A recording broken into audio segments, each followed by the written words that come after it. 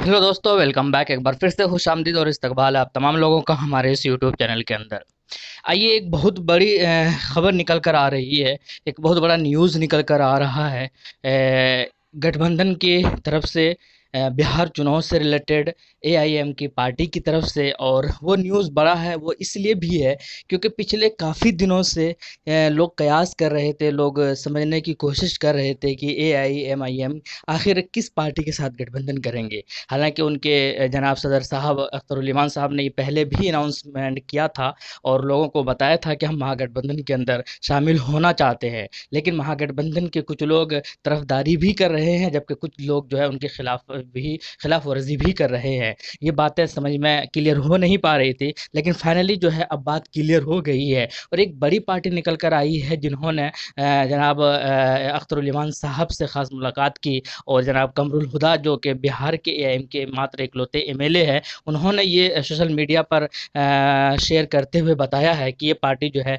MIM की तरफ से एकदम क्लियर है, इनकी तरफ से भी क्लियर है और दोनों के बीच में खास बातचीत भी हुई है और दोनों मिलकर चुनाव लड़ेंगे पूरे बिहार के अंदर। यानी कि ये बात अगर मैं बता दूं वो क्या है, वो किसका नाम है, वो कौन सी पार्टी है, तो वो पार्टी है बेसिकली जीतन राम मांझी की पार्टी। जी हाँ, जीतन राम मांझी की पार्टी है। पिछले काफ़ी दिनों से इस चर्चे में था, स्पेशली जब अनाउंसमेंट उन्होंने किया था किशनगंज एनआरसी और सीए के रैली में को लेकर कि भाई वो मंच साझा करेंगे। उस वक्त से ही ये खबर निकल कर आ रही थी कि एआईएम की तरफ से काफ़ी झुकाव है जीतन राम मांझी का। लेकिन जीतन राम मांझी बीच में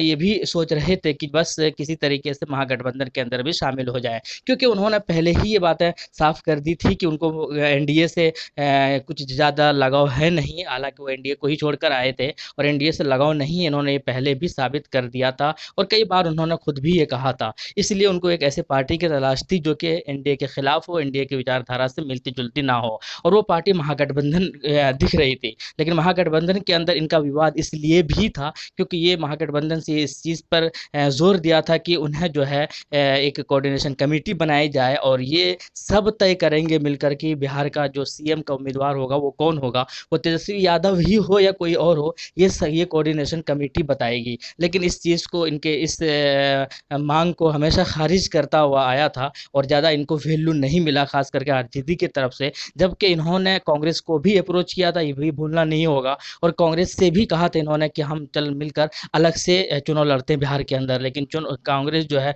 वो समझ सकते हैं आप, वो महागठबंधन को छोड़ना नहीं चाहती थी। इसलिए कुल मिलाकर अभी जो है अंदरूनी या इंटरनल बातें हो रही थी और वो जो खास बातचीत जो है वो एआईएम पर जाकर रुकी और एआईएम की तरफ से फुल एंड फाइनल ये निकल कर आया है पूरा। अगर निचोड़ अगर निकाला जाए तो वो ये है कि एआईएम पूरा बिहार में चुनाव लड़ेंगे और जीतन राम मांझी के साथ लड़ेंगे। लेकिन ये बात भी अभी स्पष्ट नहीं हुआ कि इसके अंदर, इसके अलावा कोई और भी पार्टी अगर इसके अंदर शामिल होना चाहती है जो कि एनडीए के खिलाफ लड़ना चाहती है, एनडीए को हटाना चाहती है, तो उसको भी शामिल जरूर करेगी। ये बात भी इन्होंने कहा है। लेकिन कुल मिलाकर ये बात बिल्कुल सब कुछ क्लियर हो गया। गठबंधन की अगर बात की जाए, बिहार चुनाव की अगर बात की जाए, तो एआईएम अब अकेले चुनाव नहीं लड़ेगा। ये बात भी बिल्कुल क्लियर हो गया अगर हम माने, अगर इन कमरुल्लाह साहब की स्टेटमेंट को देखा जाए तो। और अब ये देखना है कि और कितनी पार्टी इसके अंदर जुड़ती है, क्या होता है समीकरण किस तरीके से, ये तो आने वाला जैसे जैसे वक्त आएगा सारी चीज़ें क्लियर होती चली जाएगी। लेकिन सबसे बड़ा खबर ये है जीतन राम मांझी, जो कि उनको जगह नहीं मिल रहा था महागठबंधन के अंदर, जो कि स्टेबिलिटी चाह रहे थे, जो कि सिर्फ शेयरिंग को भी वो काफ़ी ज़्यादा चिंतित थे। कुल मिलाकर वो महागठबंधन के अलावा महागठबंधन से हटकर एआईएम की पार्टी में ज्वाइन, यानी कि एआईएम की पार्टी से हाथ मिला लिया है। अब शायद एएम की पार्टी के लोग भी खुश होंगे और होना भी चाहिए, क्योंकि इससे जो जो है वो मांझी कास्ट के लोगों को काफ़ी ज़्यादा फायदा होगा एएम की पार्टी की तरफ से। अब एआईएम पार्टी शायद ज़्यादा दावेदारी के साथ, शायद ज़्यादा स्ट्रॉन्ग वे में फाइट कर सके बिहार के अंदर, क्योंकि इनकी पार्टी पहले से अब थोड़ा ज़्यादा ताकतवर और स्ट्रॉन्ग महसूस कर रही होगी। आप क्या कहते हैं, ये है ये जो खबर है या ये जो डिसीज़न है एमआईएम का, कितना सही है कितना गलत है? आप कमेंट में ज़रूर रखें, आपकी राय हमारे लिए बहुत इंपॉर्टेंट है। और मिलते हैं जैसे भी बिहार चुनाव से रिलेटेड कोई भी छोटी से छोटी खबर या बड़ी से खबर, बड़ी खबर या बड़ा अपडेट निकलता है या बड़ी नोटिफिकेशन निकलती है तो आप तक ज़रूर पहुंचाया जाएगा हर पार्टी की तरफ से। मिलते हैं नेक्स्ट वीडियो में। आप अपना राय ज़रूर रखिएगा कमेंट सेक्शन में। थैंक यू, जय हिंद, लव यू। और जो नए हैं चैनल को जरूर सब्सक्राइब कर लें। शुक्रिया।